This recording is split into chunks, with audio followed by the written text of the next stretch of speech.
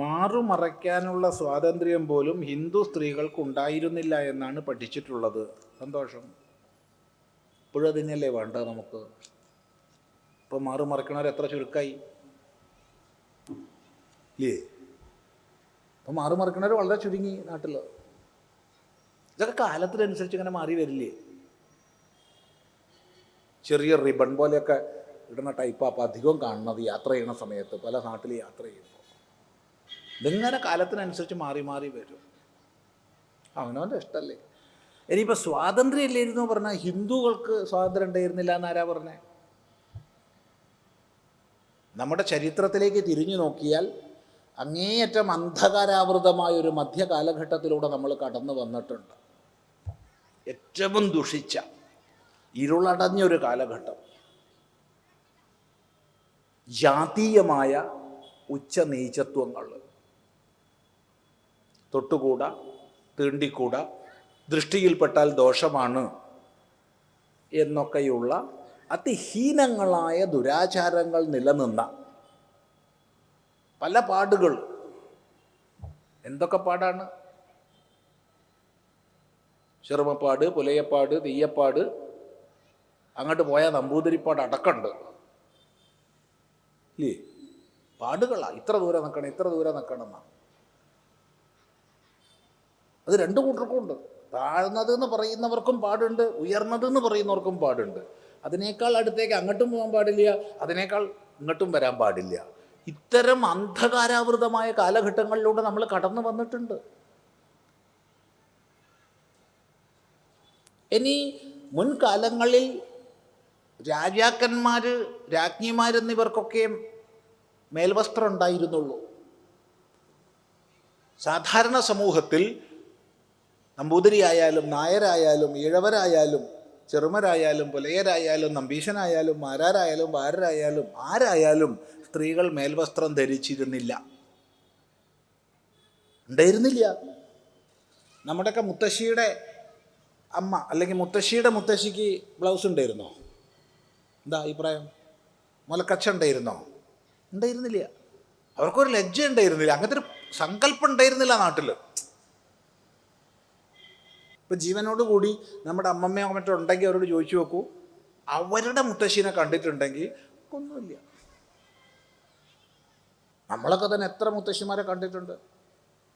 ഇപ്പം ആരെയും കാണില്ല കേട്ടോ. അങ്ങനെ ബ്ലൗസ് ഒന്നും ഇടാത്ത മുത്തശ്ശിമാരെപ്പോൾ കാണില്ല. നമ്മളൊക്കെ ചെറുപ്പത്തിൽ തന്നെ കണ്ടിട്ടുണ്ട് ബ്ലൗസ് ഒന്നും ഇടാത്ത എത്രയോ മുത്തശ്ശിമാർ. എന്ന് മാത്രമല്ല, ചെവിയിൽ വലിയൊരു വലിയ ആഭരണം ഒക്കെ ഇട്ടിട്ട് വലിയ നിങ്ങളെ, ഞാൻ പലരെയും ഇങ്ങനെ ചെവിയിൽ തൂക്കി പിടിക്കുകയൊക്കെ ചെയ്യരുത് നമ്മൾ കുട്ടിയാവുമ്പോൾ. മുത്തശ്ശിൻ്റെയൊക്കെ രണ്ട് ചെവിയിലും ഇങ്ങനെ വിരലിട്ടിട്ട് വണ്ടിയായിട്ട് മുത്തശ്ശിനെ ഓടിക്കുക, അങ്ങനെയൊക്കെയുള്ള പണിയുണ്ടായിരുന്നു. ഒക്കെ ഓർമ്മിക്കുക. അത് അവർ ചിന്തിച്ചിട്ടില്ല എന്താന്ന്. നമുക്കിപ്പോൾ ഒന്ന് ആലോചിച്ചാൽ മനസ്സിലാവില്ല. അതുകൊണ്ട് മാറുമറയ്ക്കാനുള്ള സ്വാതന്ത്ര്യം ഹിന്ദു സ്ത്രീകൾക്ക് ഉണ്ടായിരുന്നില്ല എന്ന് പറഞ്ഞാൽ വസ്തുനിഷ്ഠമായി മാറുമറയ്ക്കുന്ന സ്വഭാവം ഉണ്ടായിരുന്നില്ല. അതുകൊണ്ട് തന്നെ നാളെ മാറുമറയ്ക്കാതെ പെൺകുട്ടികൾ നടന്നാൽ എനിക്കൊരു പ്രശ്നമില്ല, അത് അവരുടെ സ്വാതന്ത്ര്യമാണ്. നമ്മളതിൽ കയറി പറയേണ്ട ആവശ്യമില്ല. ഇപ്പം അങ്ങോട്ടാണ് പോണത്.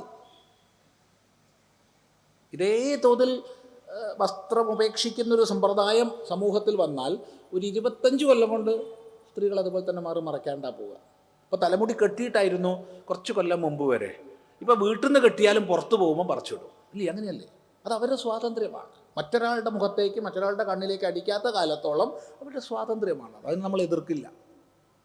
കാലം മാറി വരും. അപ്പോൾ വളരെ സങ്കുചിതമായൊരു വീക്ഷണത്തോടു കൂടി നമ്മളുടെ കാലത്തുള്ളത് മാത്രം ശരി എന്ന് പറയരുത്.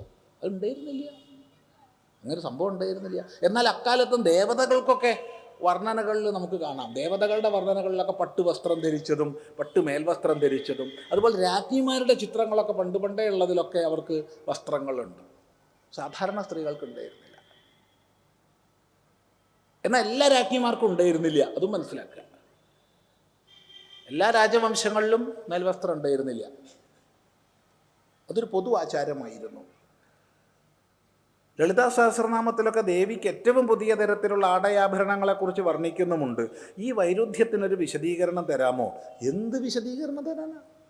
മാറുമറയ്ക്കാനുള്ള സ്വാതന്ത്ര്യം ഉണ്ടായിരുന്നില്ല എന്ന് പറഞ്ഞാൽ അത് തെറ്റാണ്.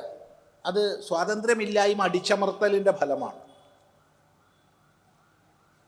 പിന്നീട് ഈ അന്ധകാരാവൃതമായ കാലഘട്ടത്തിൽ നമ്മൾ കടന്നു വന്നപ്പോൾ ഒരു നിശ്ചിത ജാതിയിൽ താണവർക്ക് മാറുമറയ്ക്കാൻ സ്വാതന്ത്ര്യമില്ല എന്നുള്ള അവസ്ഥ വന്നു. മേൽജാതിക്കാർക്ക് നേരിയത് പുതയ്ക്കാം, കീഴ്ജാതിക്കാർക്ക് നേരിയത് പുതയ്ക്കാൻ പാടില്ല എന്ന് സമൂഹത്തിലുണ്ടായി. ആ ഇരുട്ടിനെതിരായിട്ട് പ്രവർത്തിച്ചതാരാ? വേദജ്ഞന്മാരായ മഹാപുരുഷന്മാരാണ്.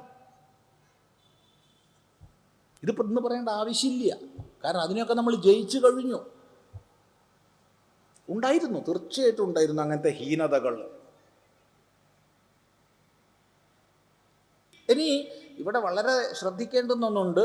ചിലർ ഈ വിഷയത്തെ, അതായത് മാറുമറയ്ക്കാൻ സ്വാതന്ത്ര്യം ലഭിക്കാൻ വേണ്ടി കൊടുത്ത കരമായിരുന്നു മുലക്കരം എന്ന് എഴുതുന്ന ഒരുപാട് ലേഖനങ്ങൾ നമ്മൾ കണ്ടത് അബദ്ധമാണ്.